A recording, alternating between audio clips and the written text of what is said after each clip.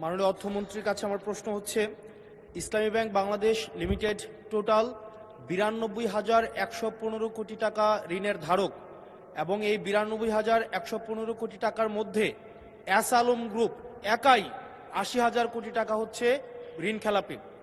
জনতা bank থেকে Beximco group একাই হচ্ছে 25,000 কোটি টাকা হচ্ছে ঋণ খেলাপি।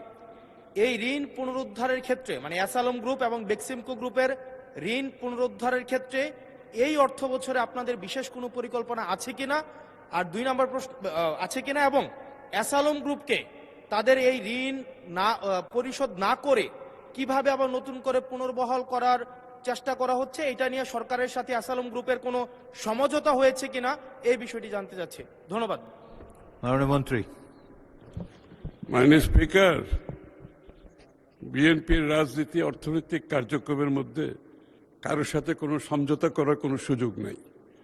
এবং বিগত দিনে আমি আপনাদের একটু পরিষ্কারভাবে বলতে চাই, বিএনপি যতবারই সরকারে এসেছে ফাইন্যান্সিয়াল ডিসিপ্লিন নিয়ে কোনো প্রশ্ন আসে নাই। Macro strategy, macro economic stability নিয়ে কোনো প্রশ্ন উঠে নাই। শেয়ার বাজার লুটপাট নিয়ে কোনো প্রশ্ন উঠে নাই।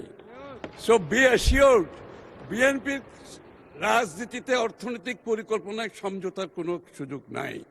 এবং যারাই ব্যাংক থেকে টাকা নিয়েছে, পালিয়ে গিয়েছে, সকলের বিরুদ্ধে মামলা হয়েছে, মামলা পার্সু করা হচ্ছে। এবং এটার জন্য আমরা বাইরে প্রফেশনাল ফার্মগুলোকে অ্যাপয়েন্ট করেছি।